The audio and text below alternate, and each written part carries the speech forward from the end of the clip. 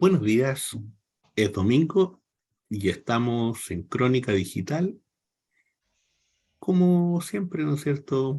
Los fines de semana analizando la semana política, junto a Juan Andrés Lagos, periodista, integrante de la Comisión Política del Partido Comunista de Chile. Hola, Omar. A Juan Andrés, buen día. Hola, buen día. Buen día. Bueno, como siempre, con muchas cosas que conversar, pues ya iremos desarrollando una serie de temas. Hoy día vamos a iniciar con el poemita, a Muy bien. partir de algunos elementos que ustedes podrán ir viendo, ¿no es cierto? Escuchando, percibiendo. Se llama te digo, ya sabes que su música ensordecedora contamina, y las pancartas, avisos de YouTube, TikTok, correos de FP e ISAPRES asedian tu andar apresurado. Te advierto que ese día las calles con sus nombres de siempre te parecerán desconocidas. El té, el pan con lo que haya, puede que sea insípido. No te preocupes. Los viejos y nuevos temores te acompañarán como otras veces. No te agites. Haz lo tuyo. Hazlo.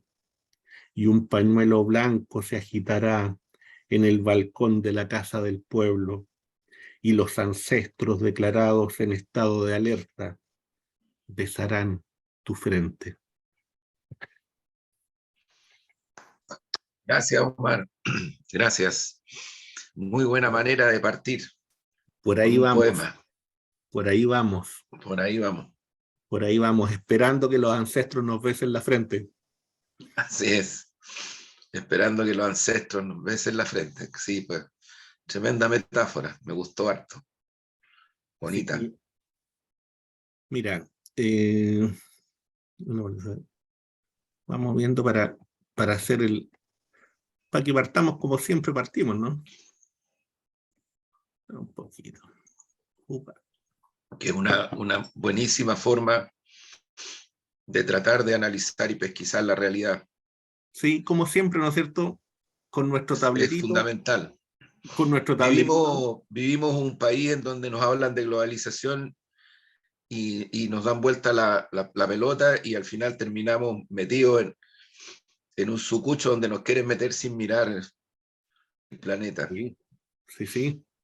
Bueno, este medio Nikkei Asia es un medio japonés. Es interesante porque fíjense que le da importancia a un elemento bien relevante. Este señor, el Britt Colby, fue un asesor del presidente Trump.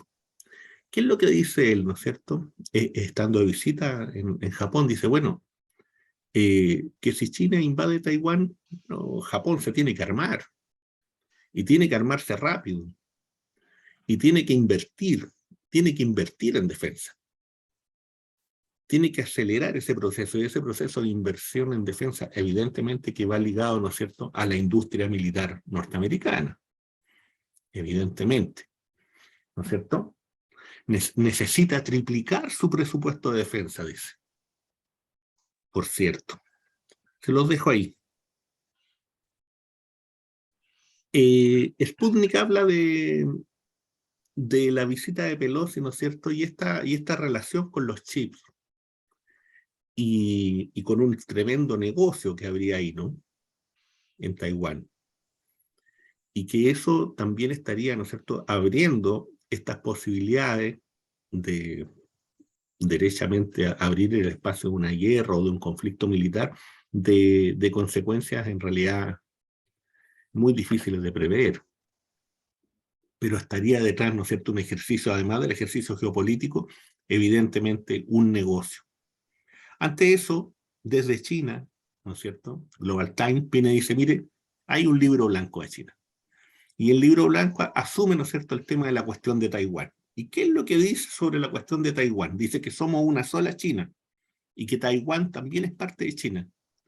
que la realización de la reunificación nacional completa está impulsada por la historia y la cultura de la nación china y determinada por el impulso de las circunstancias que rodean nuestro rejuvenecimiento nacional.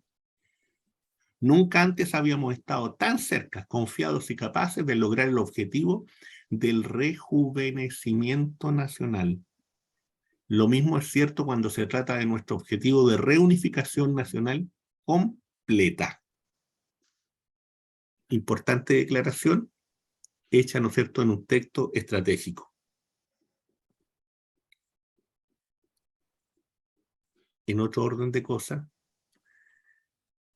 dentro de este mismo conflicto internacional, fíjense que esta revistita de Estrategia y Cultura habla de que el régimen de Kiev, respaldado por la OTAN, recurre al terrorismo nuclear. Se está viendo con mucha preocupación, ¿cierto?, cómo se está bombardeando una de las, tal vez la más grande,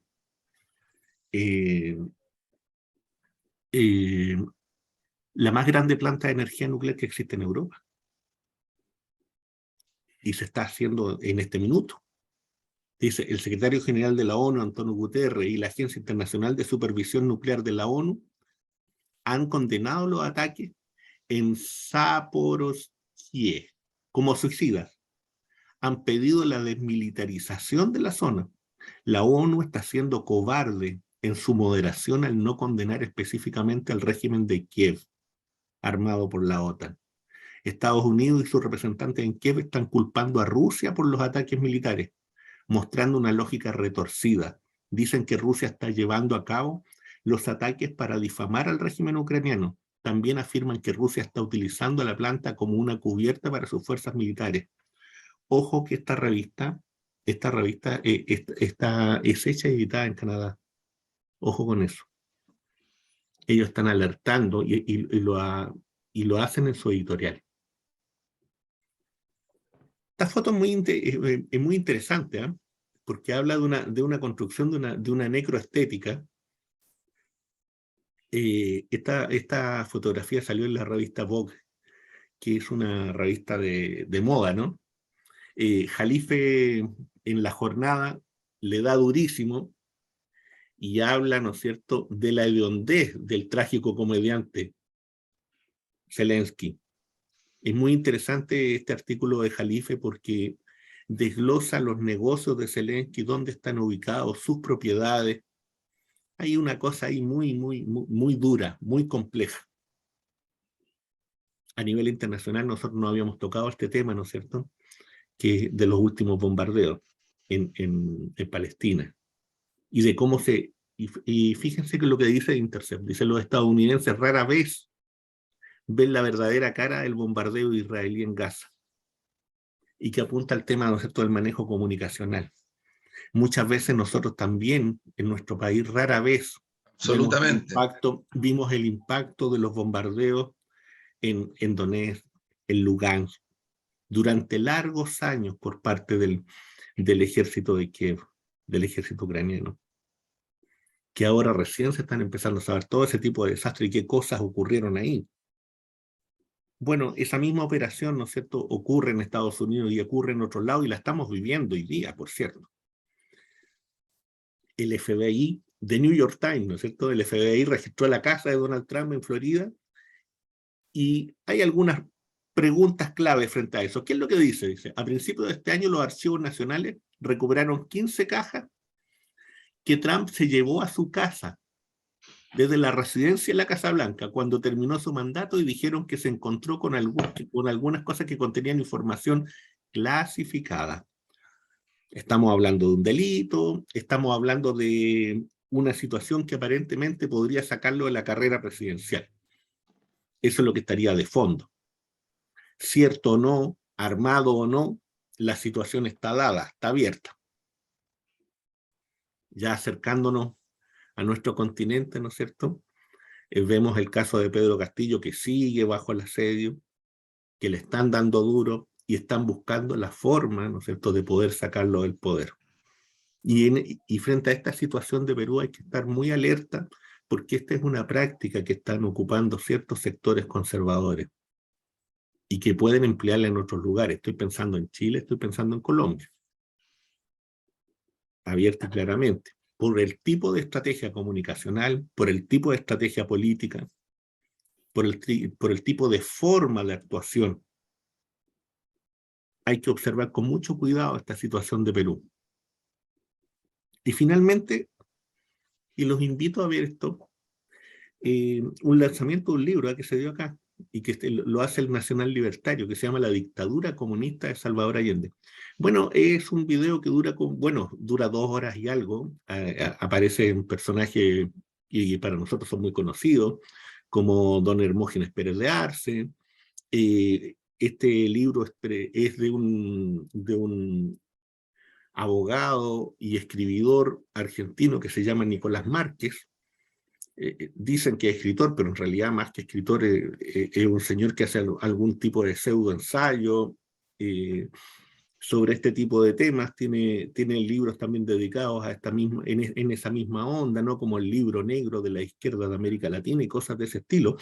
Lo relevante de lo que él plantea ahí es que él reivindica no solamente el golpe de Estado del 11 de septiembre, sino que reivindica todas las formas en que se hizo. Y eso por eso lo coloco aquí, porque se está en el fondo generando una situación de estado de ánimo dentro de una derecha que hay que revisarla con mucho cuidado. Hay que mirarla con mucho cuidado. Los invito a verlo. Hay que tener paciencia, pero bueno, pero no hay que dejar, pero no hay que dejar de observar ese tipo de cosas que están ocurriendo frente a nuestros ojos en las redes y en otros espacios. Juan Andrés, bueno, el abanico es bien amplio como tú ves, y uno no alcanza, y en realidad cada tema es en sí mismo, cada tema merita un programa. Uno está haciendo en el fondo un abanico de posibilidades para que la gente pueda venir e ingresar y buscar, ¿no? Ese es el objetivo. Y la idea es profundizar lo que se pueda. Eh, Te dejo el espacio abierto. No, yo solo incorporar tal vez algunas cosas de todo este recorrido que has hecho, Omar, que me parece súper importante hacerlo, para poder mirar o tratar de mirar la realidad y lo que está ocurriendo en el mundo con la intensidad que está ocurriendo de una manera ocultando lo máximo posible. Y los efectos que tiene eso en el planeta, por cierto, día a día, hora a hora, pero también en nuestro propio país, que como decía al comienzo, siempre nos tratan de meter como en una especie de cárcel así. Nos hablan mucho de globalización, pero la globalización tiene nombre, apellido, imágenes, y el resto del mundo no existe, prácticamente no existe. Entonces, claro, es súper importante este paneo que has hecho, y ojalá que ayude a mucha gente a que puedan tener más miradas en su visión de campo, por decirlo así. Yo solo algunas cosas de última hora. Bueno, ya es un dato bien importante que una nueva delegación parlamentaria norteamericana visita Taiwán, eh, y ya la situación geopolítica y militar es más tensa que lo que era la semana pasada, cuando fue Pelosi. Yo creo que hay que estar muy atento a todo eso, porque aquí lo que queda en evidencia es que Estados Unidos está decidido a abrir otro frente de intervención de guerra. Eso es. Pelosi viajó con un hijo que es el que encabeza los negocios familiares de Pelosi y de su familia en Taiwán. En Taiwán. Es que lo que hizo Piñera cuando fue a China, que viajó con los hijos, que eran los que estaban haciendo el negocio. Porque así entienden ellos los intereses de Estado. O sea, yo por eso digo que tanto que se habla de patria en nuestro país, de Estado nacional, pero me da la impresión de que la gente que está más vinculada a sus negocios miran de esa manera el mundo y no hay caso, no lo ven de otra manera. Y para ellos el Estado nacional y la patria es totalmente secundario, finalmente, esencialmente. Y lo que está demostrando el imperialismo norteamericano respecto de Taiwán es que simplemente le sirve como plataforma de negocio en toda esa zona, no le interesa otra cosa. La gobernabilidad de Taiwán no responde a la participación norteamericana, eso no es cierto, eso responde más a la relación que ha tenido durante todos estos años con China. Por otro lado, decíamos la otra vez, y es súper importante marcarlo ahora, Estados Unidos ha violado una decisión, una resolución basada y amparada en el derecho internacional de la Asamblea General de Naciones Unidas. No es ni siquiera una comisión, no es el Consejo de Seguridad de Naciones Unidas, es la Asamblea General de Naciones Unidas, donde hace ya bastantes años se tomó la decisión prácticamente de forma unánime de que efectivamente Taiwán pertenece al Estado Nacional chino. Y es lo mismo que pasa con Hong Kong, que era lo mismo que hace Gran Bretaña con las Malvinas, solo que el Estado Nacional argentino no ha podido recuperar la soberanía sobre las Islas Malvinas porque el imperialismo norteamericano y el neocolonialismo británico se lo han impedido por la vía de la fuerza militar. Eso es. Y lamentablemente la dictadura de Pinochet respaldó esa acción de intervención militar en las Malvinas.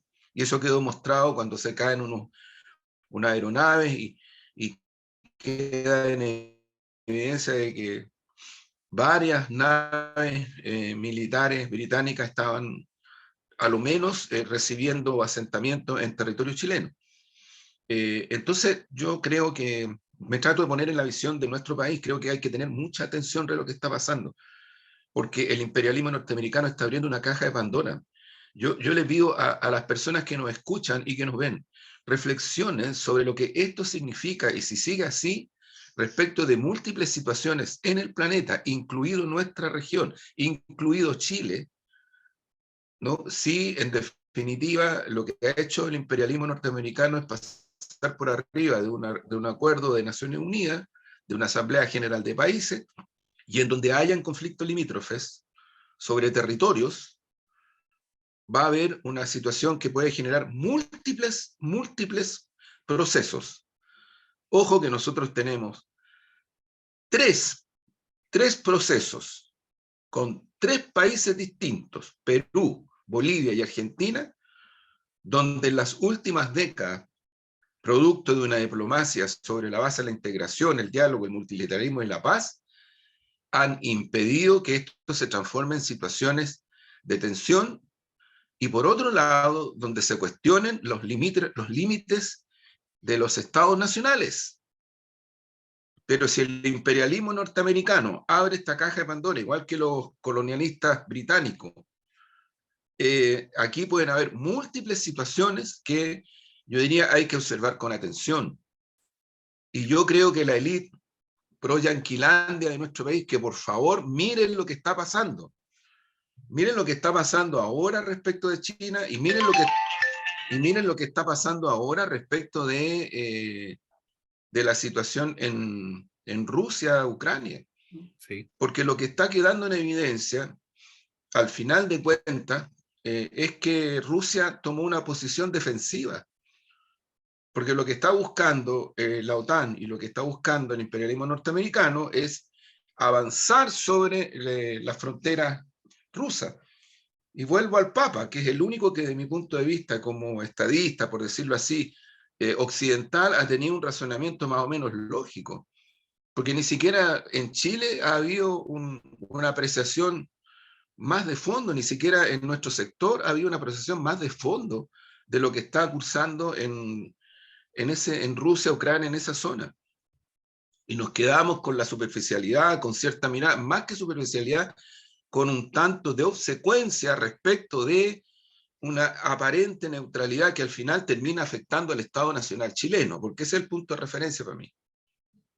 Toda esta mirada que ha habido de cierta neutralidad desde nuestro sector, desde mi sector, no que esta es una guerra intercapitalista, mira, pero lo único que ha servido es para evitar avanzar en la denuncia de lo que significa la acción del imperialismo norteamericano y de la OTAN en el mundo y en esa zona. Y eso no significa que uno esté promoviendo conflictos, que uno no esté por la paz, no tiene nada que ver con eso. No tiene nada que ver con eso. Entonces yo creo que aquí, si uno quiere mirar las cosas de acuerdo, Omar, a lo que tú has procesado, del punto de vista del interés nacional chileno, ojo que nos estamos quedando con una mirada, para mi gusto, muy sesgada, que al final le sirve a los colonialistas europeos y a los yanquis, respecto de lo que está ocurriendo en Rusia, Ucrania y ahora lo que está ocurriendo en Taiwán. Entonces, alerta, porque necesitamos tener un poco más de voz, bastante más de voz y también análisis de lo que está cursando. Yo valoro las reacciones que han habido y más que reacciones, las actitudes gubernamentales que se adoptan tanto en Argentina, en Cuba, en México, en Colombia ahora, la izquierda brasileña claramente, incluso hasta Bolsonaro, mirando el interés del Estado Nacional brasileño, porque al final, eh, eh, yo insisto, yo he escuchado gente que se pasan para adelante con que aquí el internacionalismo obrero, como que no existieran los Estados nacionales, y yo creo que el internacionalismo obrero real es el que más defiende los Estados nacionales. Porque todos sabemos que los planes del imperialismo norteamericano y del eurocentrismo en las últimas décadas son pasar por arriba de los Estados nacionales. Eso es. Y construir una base de mercados donde las transnacionales, como lo dijo tan sabiamente, yo humildemente me permito sugerir que escuchen el discurso del presidente Salvador Allende en Naciones Unidas respecto de este punto. La persona, de mi punto de vista, más preclara en advertir lo que venía en las décadas que estamos viviendo hoy, respecto de las corporaciones, las transnacionales y cómo pasan por arriba de los estados nacionales. Esto no es una historia reciente, esto es una historia en tiempos históricos y en tiempos políticos totalmente dinámica y vigente. Y por eso es que creo que es necesario mirar con agudeza, con mayor concentración, lo que está ocurriendo, porque creo que día a día que pasa, mira Omar, lo que pasó y lo que ha ocurrido con el tremendo incendio, la tremenda tragedia en Cuba, en Matanzas. Sí, el presidente de Cuba, Díaz-Canel, con la dignidad que tiene ese pueblo y sus gobernantes y sus líderes y sus lideresas, con esa dignidad ha dicho, bueno, estamos haciendo todo lo que podemos porque Cuba no tiene cierta tecnología para enfrentar esto. ¿Por qué no la tiene? Porque está bloqueada, pues. Y sabes tú que Cuba no lo va a decir, pero yo lo puedo decir humildemente. Lo único que hizo Estados Unidos en esta situación dramática para Cuba no fue modificar ninguna de las sanciones de bloqueo, ninguna. Lo único que hizo fue ofrecer por vía telefónica apoyo técnico. Y yo creo que los cubanos están más interesados, los norteamericanos están más interesados por vía telefónica tratar de tomar información de Cuba que otra cosa. Porque yo no creo que el imperialismo norteamericano lo guíe algún tantito así de humanismo, no lo creo. No lo creo. Y si alguien cree que el Partido Demócrata con su Kamala Harris, Biden, Pelosi, son como el aire libertario, bueno, miren lo que está pasando, si ellos son los que dirigen y los que han dirigido en las últimas décadas las invasiones, las acciones militares en otros países, la instalación de mercenarias y mercenarios en Siria, en Afganistán, en fin, o sea, es el cuadro real que tenemos. Entonces, creo que es súper importante el análisis que tú has hecho, Mari, y lo comparto mucho, y quería agregar estos puntos de referencia, porque en el caso de Cuba lo que se valora es, de nuevo, una vez más, la reacción de su pueblo, de sus trabajadoras y trabajadores, y el apoyo solidario de México, del gobierno de México total, mandaron buques incluso de Venezuela total. En medio de esta situación, Omar, de esta situación trágica y dramática, Cuba de nuevo muestra su vocación de paz porque se reinicia en La Habana el diálogo entre el Ejército de Liberación Popular de Colombia, el ELN, el Ejército de Liberación Nacional, que es una delegación que, ojo, yo informo, cuento a nuestra telemática audiencia, ellos están desde el 2018 en La Habana, esto no es reciente, desde el 2018 que están en La Habana y que se están haciendo aproximaciones que en un momento se tensaron, en fin. Valoro enormemente lo que ha hecho el gobierno de presidente Petro. A diferencia de otros, el gobierno del presidente Petro no se ha demorado un día en reponer la delegación del gobierno de Colombia, encabezada por su canciller, frente a una insurgencia armada. Y ha dicho que reconocen la legitimidad de esa representación en la conversación formal e institucional que tuvieron en La Habana hace poquitos días atrás. Así se hacen las cosas para enfrentar la paz. Así. Que escuche la derecha cavernaria de nuestro país. Cavernaria y criminal en algunos aspectos. En algunos aspectos. Que escuchen esto, porque la paz requiere ciertas lógicas que no significa avalar el terrorismo como ellos dicen. Ellos han avalado el terrorismo, porque el terrorismo de Estado en Chile fue con la dictadura de Pinochet. Ese es el único terrorismo de Estado que ha habido en este país. El único. Y brutal y criminal y condenado por Naciones Unidas y por medio mundo, digamos. Se inicia este diálogo, el presidente Díaz-Canel encabezando esa reunión con los países garantes, Noruega y Cuba, Venezuela. Entonces son aires intensos que dan mucha esperanza. Yo creo que llegó la hora de que temas como ese, que ya está instalado en La Habana, Chile es país acompañante. El gobierno Piñera no hizo nada sobre este punto y sobre el punto del diálogo con la FARC. No hizo nada, cerró la puerta. Como lo hizo Duque, cerró la puerta. Apostaron a que ocurriera lo que ocurrió. En menos de 4 años, más de 400 personas asesinadas, activistas sociales, políticos, militantes de la FARC, que la FARC hoy día es un partido político en Colombia. Por eso es tan importante ese diálogo que se ha reiniciado en La Habana, con una Cuba estremecida por su tragedia, pero que tiene la capacidad de enfrentarla con la solidaridad. Hubo a mediados de semana una reunión en el Ministerio de Salud de Chile, donde estuvieron representantes de los movimientos de solidaridad chilenos con Cuba, estuvo representante también de la ELAM, la Escuela Latinoamericana de Ciencias Médicas de Chile, porque muchas y muchos jóvenes han estudiado en la ELAM, se han formado como médicas y médicos, y muchas y muchos han vuelto a Chile a trabajar aquí, y estaba también una representación de la Asociación de Cubanas y Cubanos Residentes en Chile, ¿no? Y hubo una reunión muy buena con el jefe de gabinete de la ministra de la Salud, donde se le planteó el camino para poder apresurar y hacer todo lo posible por una cooperación hacia Cuba, que ojalá en concreto se realice luego. El presidente Díaz-Canel en un Twitter, cuando puso días después que estaba la tragedia con el incendio, que agradecía y nombró a Chile, a México, Venezuela, Bolivia,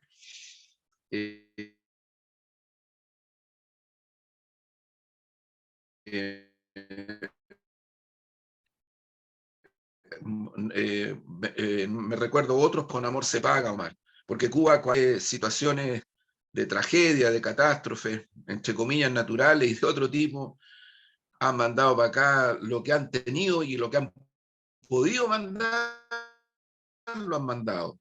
Médicas, médicos, campamentos de ayuda, han trabajado incluso en el norte trabajar con militancia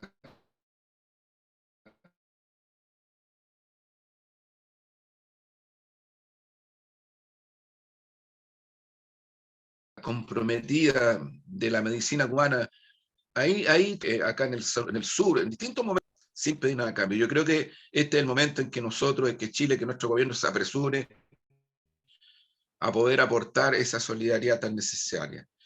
Y cierro, creo que es el momento en que algunos pasos se dieron, creo yo, en Colombia, en el traspaso de ya a estas alturas con cierta urgencia, instalar una mesa, un espacio entre los distintos países que estamos involucrados en el crítico problema de la migración. y ahí no puede quedar nadie excluido. Aquí no es el momento de hacer cosas no sé, tan mezquinas. O sea, yo creo que lo que hay que hacer es que se instale, hay que hacer todo lo posible para que eso llegue a la concreción. México, Colombia, Venezuela, Chile, Bolivia, Perú, a lo menos esos países, puede que hayan otros, y si hay otros países que quieren estar involucrados para poder ver el tremendo temazo de la inmigración, por favor, bienvenidos sean. Si lo que pasa es que lo que estamos viendo es que no hay solución posible a la migración si no es con la incorporación y la integración de todos los países. Y no esperemos que Estados Unidos vaya a dar esa solución. Que algunos creen que el país está libertario. Miren lo que estamos. Sigue habiendo gente que llega a la frontera, que la pasa pésimo, a la frontera de Estados Unidos, que lo rechazan. La libertad norteamericana. Entonces, apuremos un poquito el tranco, Omar, sobre esos temas que son de extrema urgencia. Fíjate que ahí, frente a lo que tú planteas, Juan Andrés, antes de pasar a lo nacional directamente, pero enlazando, mira, en una revisión rápida que hice por los centros de estudio, por lo menos los conocidos, el tema internacional es inexistente Sí, en los centros de estudio sí, nuestros, sí. tanto de diferentes sectores políticos, estoy hablando. Es difícil encontrar pensamiento y elaboración de pensamiento desde el punto de vista de la condicionante geopolítica. Un segundo aspecto que yo diría que es muy importante es que acá se reflexiona poco sobre el tema de un concepto que es la anglósfera y que tiene que ver, ¿no es cierto?, con una forma de entender el mundo, con una forma de concebirse también y de ubicarse dentro del mundo, del sistema mundo, y en donde uno va entendiendo con mayor fuerza cuál fue la decisión de Inglaterra, en este caso del Reino Unido, de retirarse, ¿no es cierto?, de la Unión Europea. Uno lo va entendiendo ahora, a largo plazo. Uno va entendiendo que dentro de esa salida lo que había, ¿no es cierto?, es un intento a partir de la relación con Estados Unidos y a partir de la relación con otros países de esa órbita, insisto, la anglósfera, de volver y de tratar de hacer un espacio de control para que ese sistema mundo esté centrado en lo que ellos son. Y hay situaciones que son bien preocupantes y que son en este tipo de análisis. Hay algunas personas que han planteado, por ejemplo, algunos analistas que han dicho, ojo, que aquí estamos frente a una situación en la cual se quiere sudamericanizar o latinoamericanizar Europa y africanizar el continente americano. Estratégicamente a lo que se está apuntando es eso. ¿Por qué? Porque sería la única forma de poder sostenerse en un espacio de privilegio. El espacio de privilegio de este mundo que es la anglósfera se sostiene generando, ¿no es cierto?, situaciones de conflicto, en el fondo pauperizando la realidad, generando espacios de pobreza, generando cordones de violencia, generando situaciones, ¿no es cierto?, en donde los estados nacionales vayan perdiendo su capacidad. Y eso se ve hoy día de manera muy patente en Europa y también se ve desde otro punto de vista también en nuestro continente. Entonces hay que estar muy atento a eso y hay que estar atento, como tú bien lo dices, desde la perspectiva desde donde nosotros estamos mirando, desde el espacio donde nosotros estamos ubicados. Y es preocupante, pues es preocupante que no haya una reflexión sobre este tipo de temas. Una reflexión de quienes debieran estar reflexionando, y que a lo mejor algunos lo hacen, pero lo están haciendo en documentos internos, a lo mejor lo están haciendo en conversaciones en ciertos lugares, pero que eso no está saliendo hacia el espacio público. Lo que se conoce hasta ahora, lo que se ve hasta ahora como acción pública, como acción política, es bastante penoso. Es bastante penoso. toqué el tema del señor Nicolás Márquez porque en realidad, mira, más que una crítica, que uno podría tener una crítica ética, una crítica política, por cierto, pero en realidad es penoso porque es volver a una discursividad de los años 70. Es volver a lo peor de la argumentación de la derecha latinoamericana y de la derecha chilena. Es volver, por favor, es volver al libro blanco. Es volver a la tesis de los 10.000 cubanos, es volver a la tesis, ¿no es cierto?, de que aquí no hubo detenidos desaparecidos y lo que hubo, ¿no es cierto?, es gente que algo estaba haciendo, algo malo estaba haciendo. O sea, a mí me llama profundamente la atención de que eso sea así, pero por otro lado también lo entiendo en el sentido de que no hay propuesta, de que ese mundo no tiene una propuesta, no tiene una propuesta ni para Chile, ni tiene una propuesta para el continente, y no la puede tener sencillamente porque ese mundo está conectado absolutamente a esta anglósfera, y está conectado en estado de dependencia, en estado senil. Está tan senil como la anglósfera.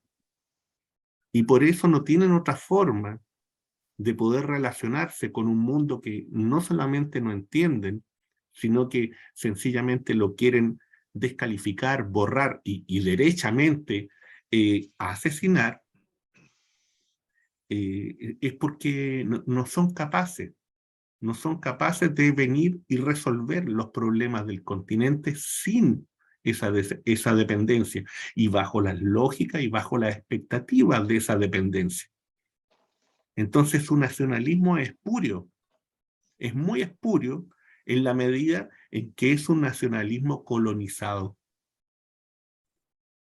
que no tiene ninguna posibilidad ni de depender, ni de independencia intelectual, ni de independencia económica, ni de independencia territorial, ningún tipo de independencia. Ahí no existe esa independencia. Y no estoy diciendo que dentro de ciertos aspectos y dentro de ciertos mundos de las izquierdas también eso no exista. Por cierto que la colonización está instalada en muchos lados. Lo que estoy diciendo es que el ejercicio de la libertad es mucho más profundo y es necesario. Y ese ejercicio de la libertad parte por plantearse el problema. Si el problema no está planteado y no está explicitado, estamos muy atrás. Y a partir de eso, hoy día hay un problema que está explicitado a partir de este acuerdo, ¿no es cierto? De este acuerdo que se provoca en la salida del plan B, plan C, plan D, llamémoslo, ante, el, ante el 4 de septiembre. ¿Cómo se entiende este acuerdo que se produce, Juan Andrés? ¿Cómo se puede explicar, ¿no es cierto? Eh,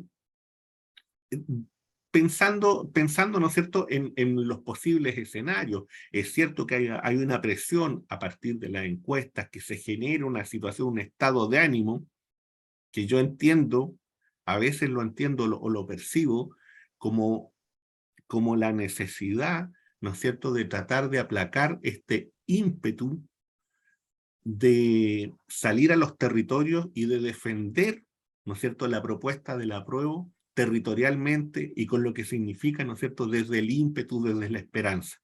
Pareciera ser que hay todo un esfuerzo comunicacional a tratar de golpear esa esperanza. ¿Cómo ves tú eso?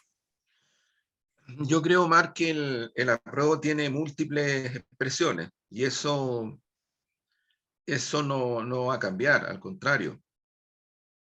Múltiples expresiones. El apruebo de entrada todavía tuvo más expresiones múltiples. Hubo incluso sectores de derecha que llamaron al apruebo. Y yo creo que básicamente lo hicieron porque se dieron cuenta que no tenían ninguna otra alternativa, sino que iban en el aislamiento total. No es porque estuvieran convencidos. Nunca estuvieron convencidos de una nueva constitución, pues si no la habrían planteado antes. Nunca. Si aquí ha habido intentos por, bueno, la izquierda encabezada por Gladys Marín especialmente, y otros sectores empujaron desde los 90, incluso un poco antes, la necesidad de una nueva constitución para cambiar el carácter del Estado, la subsidiariedad, todas las atrocidades que quedaron y que siguen quedando en los 90 hasta hoy mismo. Pero no hubo la fuerza para eso, no hubo la correlación. No es que no hubiera razones, había, y más, de sobra razones, pero no había la correlación. El pacto transicional a lo que más llegó fue a cambiarle la firma, con la de Ricardo Lagos y con algunos cambios, sobre la base de la presión, siempre sobre la base de la presión. El sistema binominal no se cambió porque estuvieran tan felices y forrados la derecha y la concertación, no hubo presión mediante, muy fuerte. Y hay que valorar lo que hizo la CUT en ese momento, la Central Unitaria de Trabajadores. Hay que valorar lo que hizo la Asociación Chilena de Municipios, encabezada en ese tiempo por Claudia Regada, un alcalde demócrata cristiano. Hay que valorar las múltiples acciones que se hicieron en distintos territorios para echar abajo el binominal y llegar a un acuerdo por omisión, que fue lo primero. Y después vino el proceso de cambio del sistema electoral, cuando se madura en un programa de gobierno, que es el programa de gobierno de la nueva mayoría, donde por primera vez el Partido Comunista entra al gobierno y entra por estas razones, entre otras. Ahí también se hizo un proceso con cabildos mediante, y hubo un proyecto de nueva constitución, lo hemos contado otras veces, para que hablemos de realidades, no de ficciones, ¿no? El gobierno de Piñera y sectores de la concertación, cuando la Asociación Chilena de Municipios, encabezada en ese momento por Codina, cuando un contingente de alcaldesas y alcaldes, encabezado por Daniel Jadwe, empujan en la dirección de un plebiscito, al Parlamento le bajó el miedo, pues. Si la élite en este país es transversal, no es nada solo de la derecha, incluso no es solo del centro.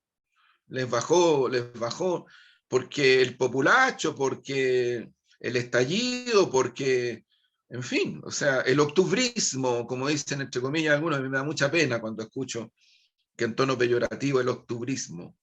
¿Qué hubiera sido de este país sin el octubrismo?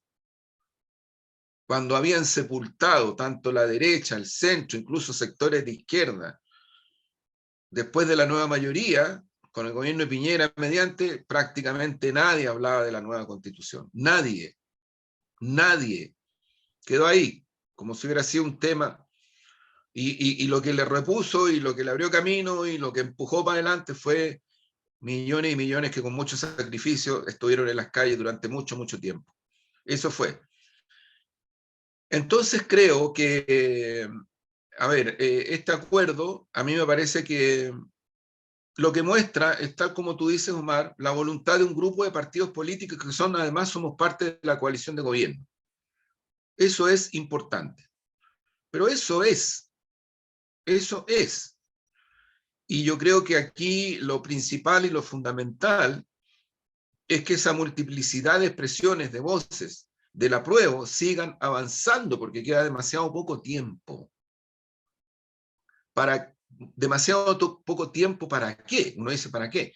Bueno, lo hemos dicho otras veces, para incidir en el mundo de personas indecisas e indecisos, que no han tomado definición respecto de qué van a votar. Y este es el cambio cualitativo del primer plebiscito a este. Porque toda esa gente que llamó a aprobar de manera oportunista, pero ya lo hicieron por aprobar, derecha, sector de la concertación, hoy día, cuando ven que el proyecto, no las fuerzas que impulsan el proyecto, sino que el proyecto de nueva constitución tiene los contenidos que tiene, lo quieren parar a como dé lugar. Sea con un apruebo con no sé cuánto, sea con un rechazo con no sé cuánto. El rechazo no se atreve a decir que rechaza para mantener el status quo en lo esencial. No se atreve porque no tienen espacio para eso. ¿Pero qué hacen? Dicen, rechazamos para un nuevo proyecto de constitución que nos incorpore a todos. O sea, este cuento que yo escuché meses atrás, la casa de todos, nos dejan fuera. O sea, les dejaron fuera sus latifundios, les dejaron fuera sus corporaciones transnacionales, les dejaron fuera el 75% de economía real que controlan en Chile, según lo decía Máximo Pacheco hace un tiempo atrás, no yo. 75% de la economía real del país controlada por este grupo elitista privado. Todo eso es lo que quedó fuera. La casa de todos. Yo creo que el proyecto constitucional que está en curso es lo más amplio, plural, diverso, unitario que hay. Si todo lo demás es puro cuento, y yo francamente guardo distancia de quienes dicen, no, si este acuerdo está hecho también para que quede claro de que se van a hacer rectificaciones o modificaciones. Es decir, si el proyecto constitucional tiene en sí mismo una serie de cuestiones incorporadas donde dice que esa nueva constitución se puede cambiar, incluso integralmente. Ah, ¿cuál es el detalle? ¿Cuál es el detalle? El detalle, no menor y esencial, que todos esos cambios se tienen que hacer sobre la base de la soberanía popular y no sobre la base de una élite. Y aquí volvemos a lo que hemos dicho otras veces. El pueblo en este país se pronunció en el plebiscito de entrada cuando dice no queremos que meta las manos el Parlamento en esta convención. Y se pronunció mayoritariamente, o sea, fue una votación muy grande.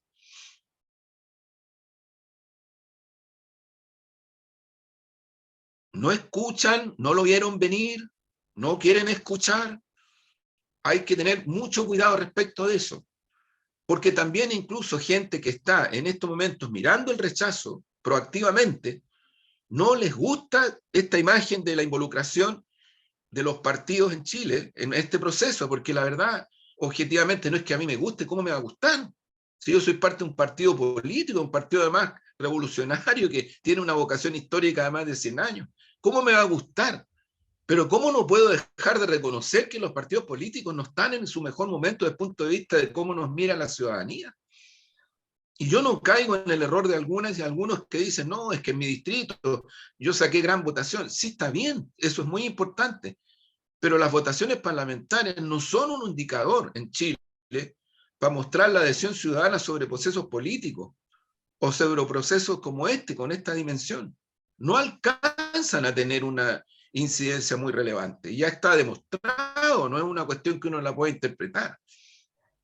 Y yo creo, por tanto, de que por el poco tiempo que queda, me parece que se tomó la decisión, hay un acuerdo, la derecha se fue encima del acuerdo, ahora están acosando no solamente a Jackson, no solo él, ahora van directo sobre el presidente Boris, con el mismo motivo, así como fueron sobre nuestro Seremi de Salud en la octava región, que es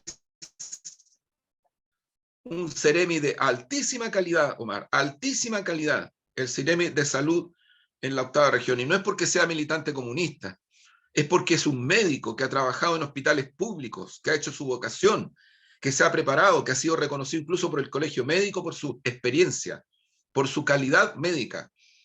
Los que quieren voltear al Ceremi en la octava es el Partido Republicano.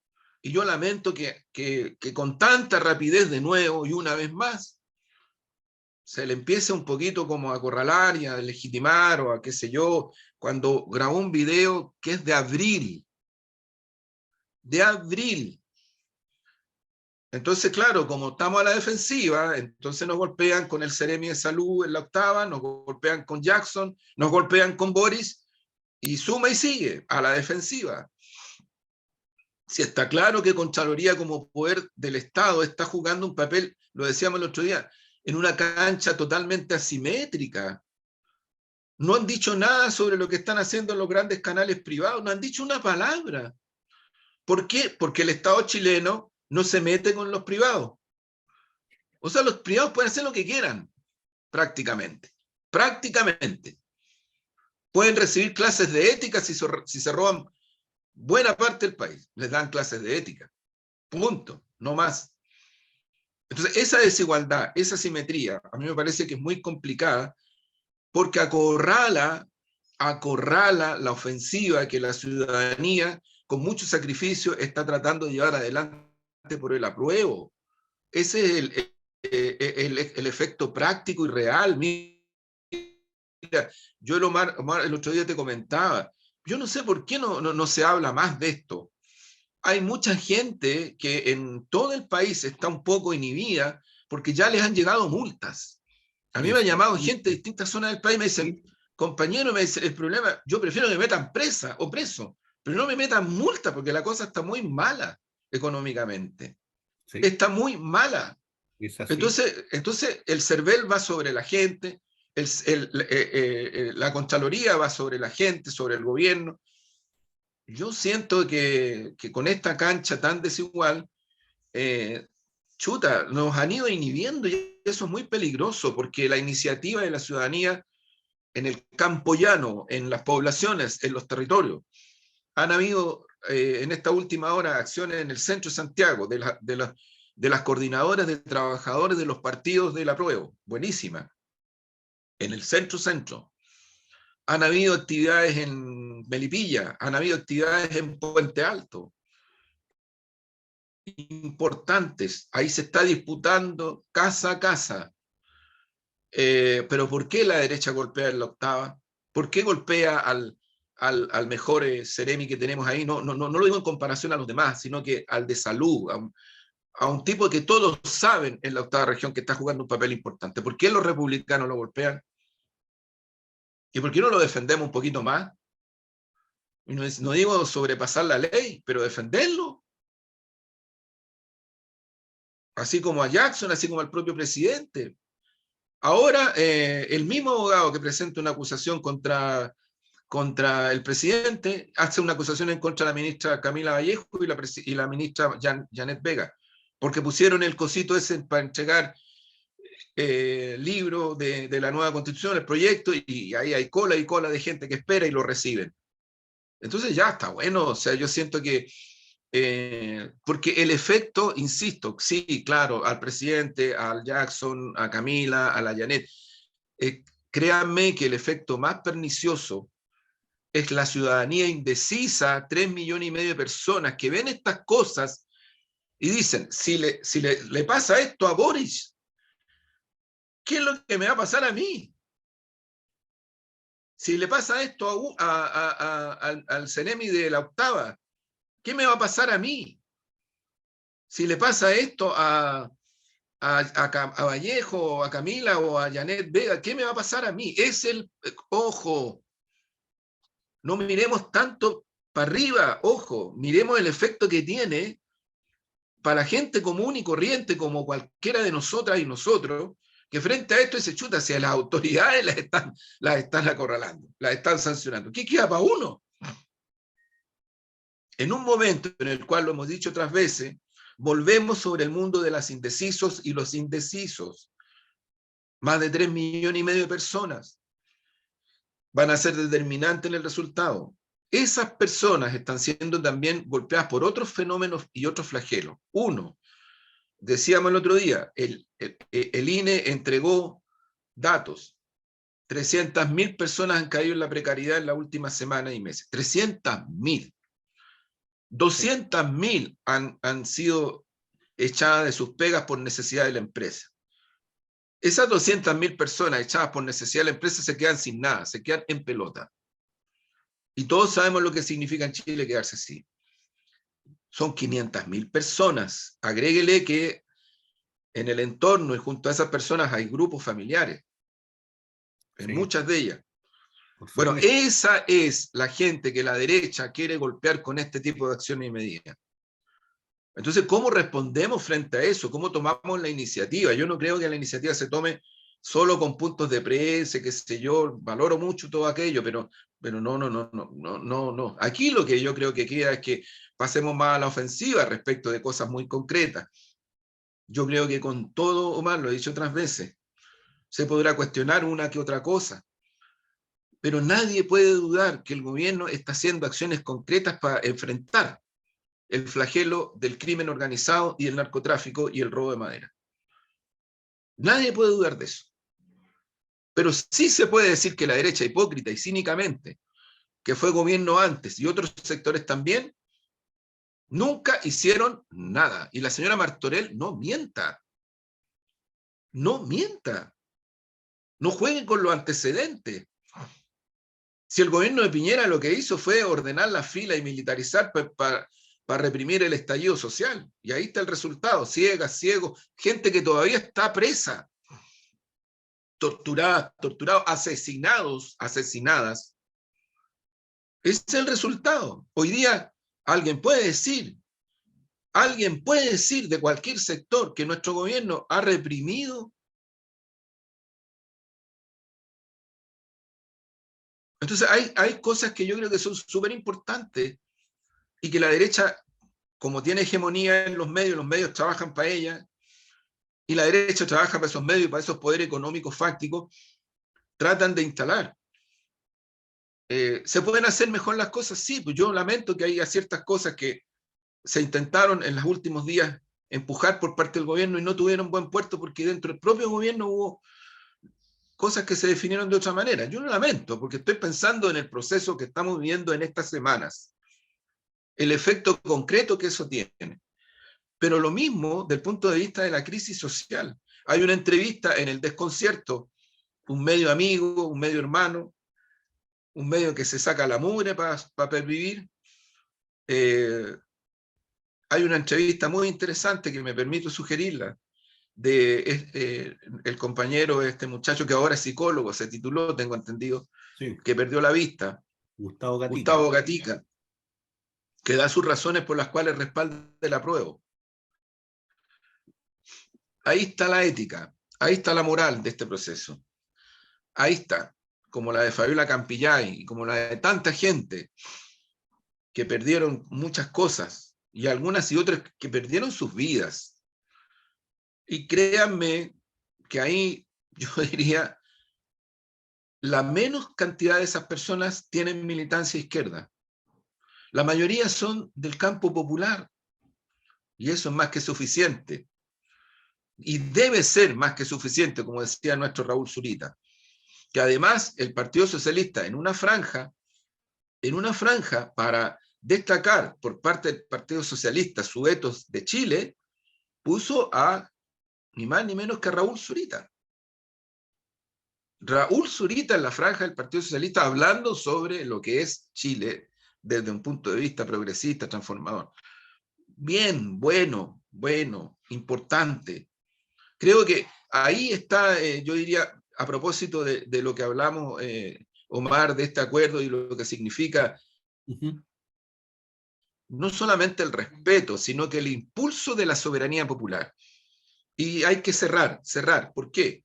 Porque yo entiendo que hay múltiples opiniones ya a estas alturas que discrepan de la oportunidad y del fondo del acuerdo.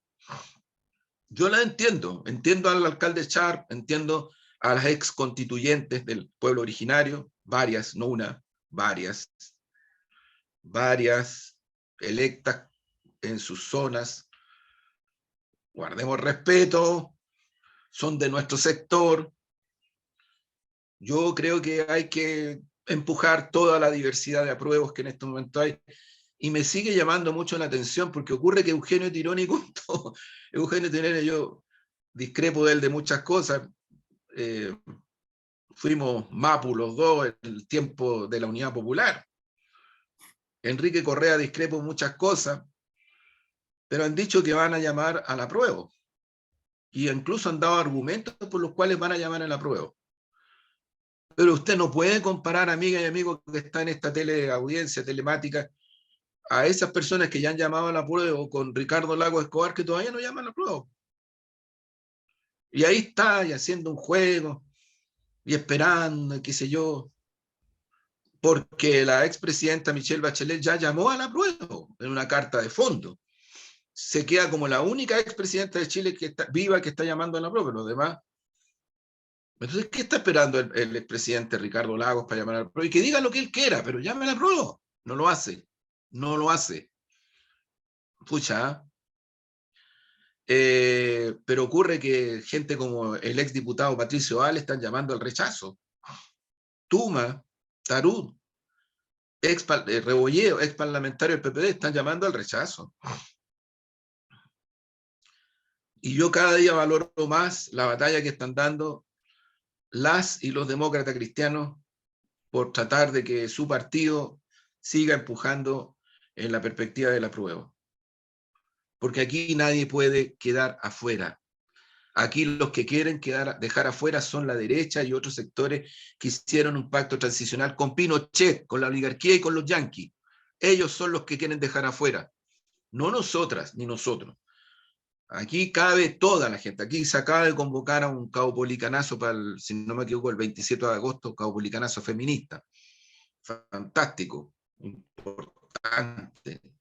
No sé ni siquiera quién lo organiza, pero bien, es el apruebo, el campo popular, este sujeto popular tan vilipendiado desde el golpe para adelante, incluso desde los 90 para adelante.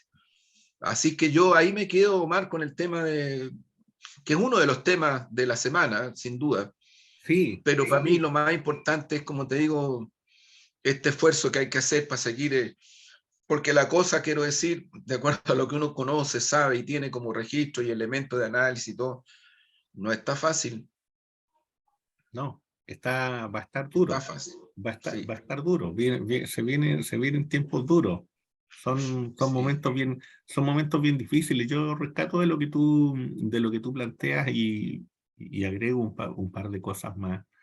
Yo diría que está en este elemento comunicacional, en esta agresión, en esta verdadera agresión contra, no solamente contra el gobierno, sino que contra la soberanía popular.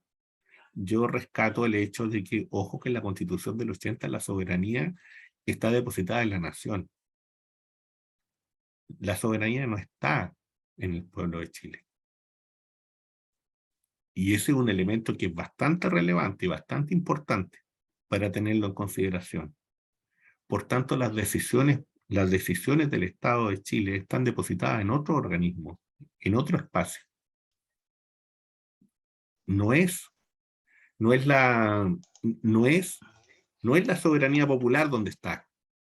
Insisto, es en la nación.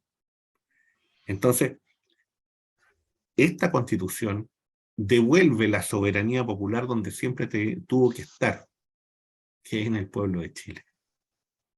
Y yo creo que ese es un elemento que es fundamental y es lo que marca la discusión de fondo con las élites de la vieja concertación y con las élites, por cierto, de la derecha y de los sectores conservadores. Ese es el elemento fundamental. Eso es lo que estorba y eso es lo que les molesta y eso es lo que les indigna y eso es lo que los saca de su centro para poder generar toda esta presión. Yo creo que un segundo elemento creo que tiene que ver con el convencimiento y con la capacidad de principalmente los actores políticos, de los que están en primera fila, de poder ser consistentes en lo que plantean. Y digo esto porque a veces vienen y se hacen cierto tipo de declaraciones y a los 5 o 10 minutos después eh, se da, hay un pedir disculpas constante. Yo creo que eso no es bueno. Yo sabe que a veces valoro más venir y salir de otra manera, porque hay gente que espera que a lo menos que cuando se digan cierto tipo de cosas apuntando a ciertos sectores, eso se reafirme. Eso es lo mínimo que uno espera. Porque si no se produce lo que tú dices, pues Juan Andrés, que empieza el temor, que ese temor se transmite, y ese temor se transmite en inhibición, y ese temor se transmite en silencio, y ese temor es lo que hace, ¿no es cierto?, que estos otros sectores crezcan. El rechazo crece en el temor. El rechazo no es sí, fruto del amor, es del temor y del terror. Eso es lo que hay detrás del rechazo. Y lamentablemente algunos rostros y algunas personas que incluso que está bien, lucharon contra la dictadura y eso, hoy día son parte de ese mundo, son parte de ese temor que se está instalando. De ese temor que cuando tú vienes y quieres colocar un programa en YouTube te aparece la propaganda del rechazo. De ese temor que te llega por aquí, que te llega por acá, insisto, te llega a tus correos con la AFP, con las ISAPRE, para el que tiene ISAPRE. O sea, es una avalancha constante. Y frente a eso, el ciudadano común, la persona común, lo que espera es que sus dirigentes, que quienes están en un espacio, ¿no es cierto?, de privilegio mediático, sean mínimamente consistentes con lo que dicen. Y hablo de mínimas consistencias. Entonces, yo creo que ese es un elemento político que es sumamente importante. Y por último, si no es capaz de sostenerlo, entonces no hable, pues no diga lo que es capaz de sostener. Mejor guarde silencio. Es muy sencillo. Sí, hay un tema ahí de línea mensaje y de direccionalidad que está, no lo veo bien. Mira, datos súper importantes, Omar, desde el punto de vista de los análisis, los focus group y de lo que está cursando. Uno podrá sacar la mugre al rechazo porque utilizó la imagen, la metáfora del nodo en el puente, ¿no? Pero ¿sabes por qué lo hacen?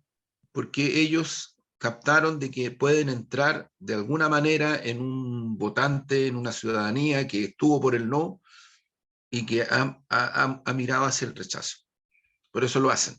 Si no, Sí, no lo pues. harían, porque eso es Sí. pura práctica de construcción mediática. O sea, si ellos no tienen el dato de que no pueden entrar, porque la gente que votó por el no está totalmente decidida por el apruebo, no lo harían. Por eso lo hacen.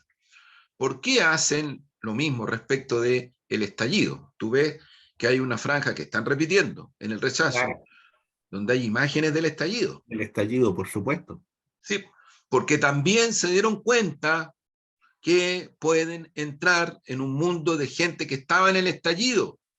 No sacamos nosotros nada con decirle a esa gente fachos pobres, desgraciados. No sacamos nada. Al contrario, tenemos que ir a la ofensiva para incidir en su decisión. ¿Por qué? Porque la derecha captó que hay gente que estuvo en el estallido que eventualmente está empezando a mirar al rechazo o ha mirado al rechazo. Entonces, hay que trabajar en esa dirección. Y yo creo que se está haciendo, pero no veo esa convicción en algunas direccionalidades de carácter nacional. No las veo en ese énfasis, las veo más bien un poquito empapadas en lo tradicional, en lo antiguo, digamos, a pesar de que puedan haber personas jóvenes, pero es como el formato es muy antiguo. Y la verdad que estamos frente a una situación inédita, porque aquí esta es una campaña por un proyecto de constitución, no es por candidata ni por candidatos. Aquí la gente va a votar por la credibilidad que le den personas que le crean y por la información propiamente. Son las dos cosas que en lo poco que queda van a definir el resultado de este plebiscito. O sea, hay que mirar bien con atención aquello. Yo el otro día decía, mira, hay antecedentes concretos, el tipo de personas que las indecisas y los indecisos tienden a mirar como factor de credibilidad.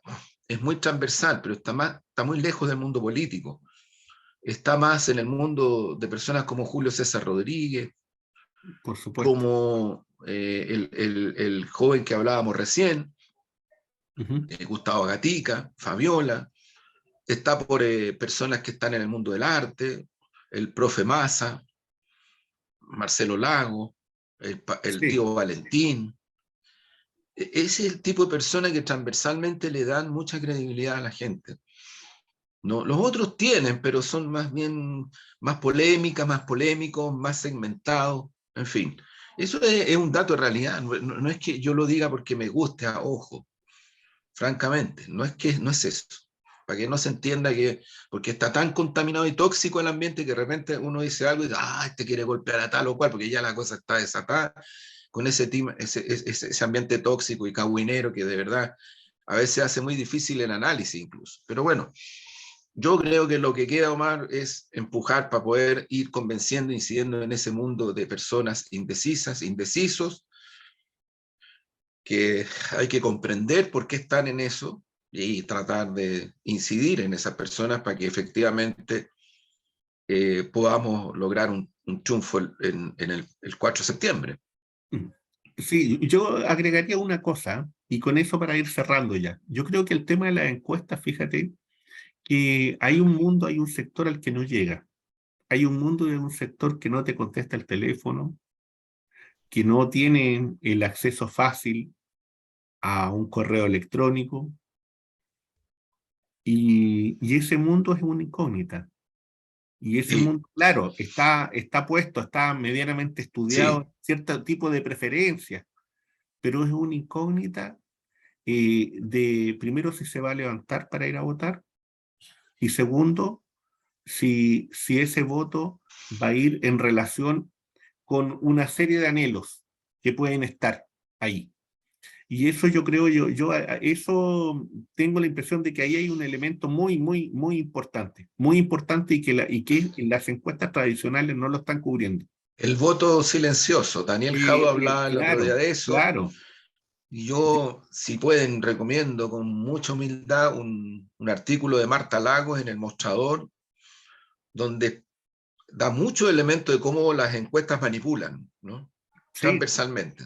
Qué interesante, es para la línea de lo que tú también comentas, Omar. claro, de ahí la importancia Sí,